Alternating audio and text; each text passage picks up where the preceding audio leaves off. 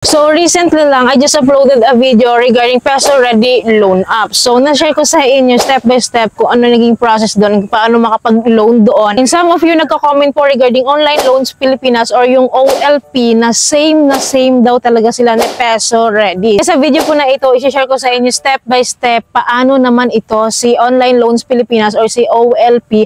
Paano ba mag-loan dito? Paano ba mangutang dito? Magkano ba yung interest niya dito? Ano ba yung nagiging process niya? Same ba talaga sa Peso Ready? So, ano bang pinagkaiba nilang dalawa? Legit din ba to na makapag-loan tayo ng up to 20,000 pesos? So, lahat po yan pag-uusapan natin sa video na ito. So, disclaimer po, this video is not sponsored by OLP. This is just based on my experience. Para mas maganda kasi na-experience ko talaga bago ko siya i-share sa inyo kasi mahirap yung i-share ko sa inyo pero hindi ko naman siya na-experience. Anyways, hindi ko to i-share para mangutang kayo dito. I-share ko siya para maging aware kayo, magkaroon kayo ng awareness, magkaroon kayo ng ideas kung paano nga ba tumatakbo tong app na to, kung bet nyo ba yung ganitong interest, ano ba magiging flow ng application. So, step by step, i-share ko sa inyo sa video po na ito. Anyways, kung bago mo kayo sa channel ko, nagre-review po ako dito ng mga loan app reviews, lending app, corporation, and bank app, shopping app na pwede nating pagkautangan dito, and reviewed also regarding insurances, and share din po ako ng mga tips and honest review regarding finances, money, loans, and etc. Kaya kung gusto mo yung mga topic na ganito, you can consider subscribing and click yung bell button para lahat po ng mga videos ko is updated po kayo. Anyways, back to OLP loan app. So, i-share ko sa inyo ngayon kung paano mag-apply dito step by step. So, to have this,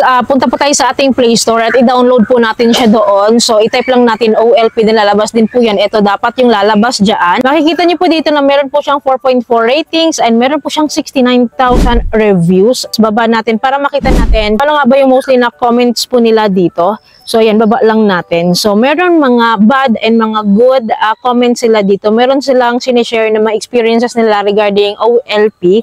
And kadalasan po dito is okay naman yung loan app. So, to sum it up, nakapag-loan talaga na nakukuha po talaga ng buo yung ating ni-loan dito. So, meron silang complaints regarding the interest na medyo mataas nga daw. But, legit naman na nakakapag-loan daw. So, punta tayo sa SEC website, sa SEC website. Titingnan natin kung siya ay actively registered. So, kung makikita nyo po dito, is active na nandito po siya. Good thing na nakaregister siya sa SEC website. Anyways, balik tayo sa Play Store and i-download na po natin itong Online Loans Pilipinas or yung OLP.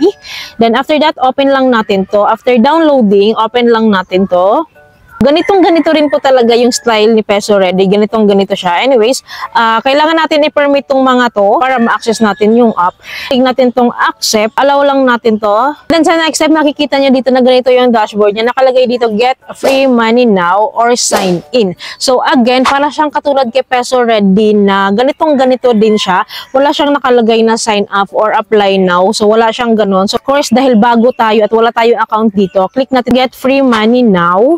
So, ito yung agad-agad na lalabas sa dashboard ni Online Loans Pilipinas, which is naka-indicate na dito yung parang maximum loan amount na pwede nating ma-loan dito sa OLP. Huwag po tayong mag-expect na makukuha natin tong maximum amount to loan nila dito. Kasi nga, pag first time ka dito, magsisimula ka talaga sa mababa. And common yun sa mga loan app, lalo pag first time natin mag-apply dito. Ang minimum of 1,000 pesos up to 20,000 pesos. So, i-drag lang natin yan. Kapag dinrag po natin siya sa maximum level, nakalagay dito, this amount is available to repeat borrowers only. So, pag dinadrag ko po siya sa maximum amount to loan dito is bumabalik siya sa 10,000 pesos. Ibig pong sabihin, 10,000 below lang po ang pwede nilang i-offer sa atin once na ma-approve po tayo dito. This is 0% interest naman sa first loan. Wala po tayong interest dito. Nalalaman natin yan mamaya kung legit pa talaga na wala siyang interest sa first loan. Kung buo ba yung makukuha natin. So, click lang po natin tong apply. And then, we need to input the mobile number po. Pag na-receive na natin yung OTP, of course, enter natin ito. Resume lang tayo. And then, mag-fill up po tayo ng ating details dito. This is the first registration sa app. This is the first application process.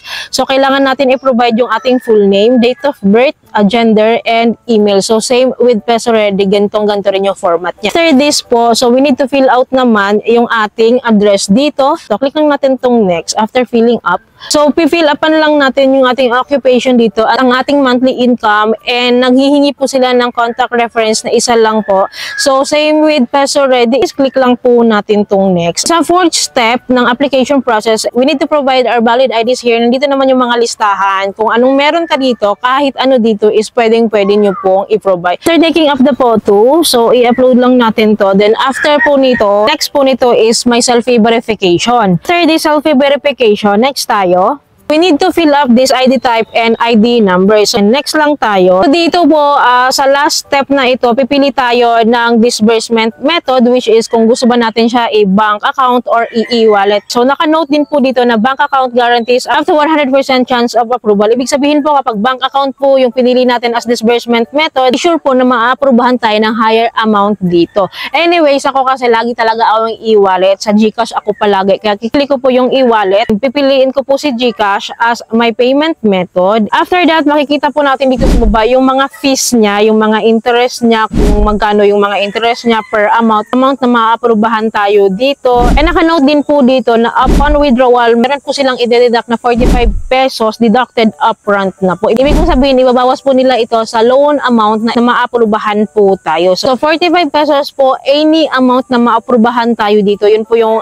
pinaka-standard fees niya sa first time na mag-loan dito. But sa first loan kasi ganito sila, 0% interest po sila naman. 0% interest sila sa pinaka-loan amount. Only the disbursement fee lang po yung hinihingi nila, which is 45 pesos. So, okay lang po sa akin yun kasi standard naman na 45 pesos sa unang loan lang yun ha. So, maganda kung maapurbahan tayo sa first loan ng mas higher. Kahit pa paano, hindi tayo lugi sa deduction. 45 pesos every loan amount sa first loan natin dito. Click natin tong get money para ma-send na nila yung application natin. Click lang natin tong continue. And then dito po, mag-set tayo ng password natin sa app. So, 4 digit lang naman yun. Then, 30. So, next tayo. Then, dito po, nagre-required sila ng bank account talaga. So, parang pinipili talaga nila na bank account yung disbursement method natin. But, hindi naman siya persahan. We can skip din naman kasi ang e-wallet nga po yung pinili ko kanina as my disbursement method. So, click ko lang tong skip. And then, right away po, so, meron tayong loan offer na 1,000 pesos only.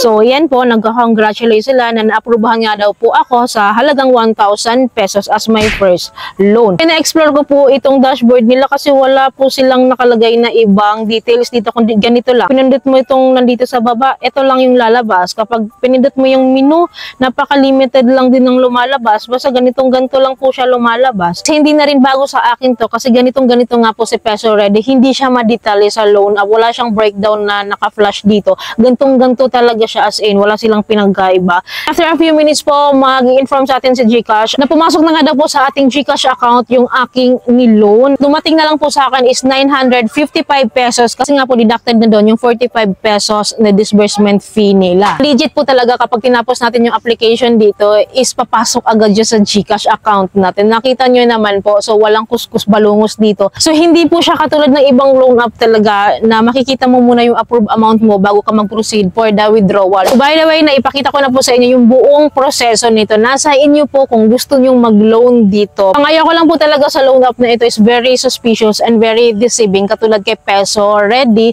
na talagang naninigurado sila na upon application, makukuha mo rin agad yung pera mo. Wala kang choice dahil late na nila i-inform sa'yo kung magkano yung approved amount mo. Then late na rin sasabihin sa'yo na within 10 days lang pala. Yes po, 10 days lang po ito. Or before 10 days po, kailangan mo na siyang bayaran agad. Late na po yan na inform sa akin. So, para po may idea kayo dito, at least kito paano ngayon na-experience ko muna siya bago nyo siya itry. So, it's up to you ha. Anyways, i-update ko kayo time to time ha. Kapag nag-buy na po ako dito, magkano po yung next offer nila sa akin and i-update ko kayo regarding the interest. Meron na po siyang interest kapag sa second loan, mag-repeat borrower ka na po dito. Again, I am sharing this for your awareness and hindi ko kayo pinupush na mangutang dito. At least lang meron kayong idea regarding sa loan app na ito and it's up to you kung gusto nyo siyang i-grab. So yun lamang po. I hope po may natutunan kayo sa video ito. I hope po nakatulong tong video sa inyo. Kung nagustuhan niyo yung video, please don't forget to like and share. And please consider subscribing and click nyo yung bell button para lahat po ng videos ko is notified and updated po kayo. Thank you po for watching this video. Bye!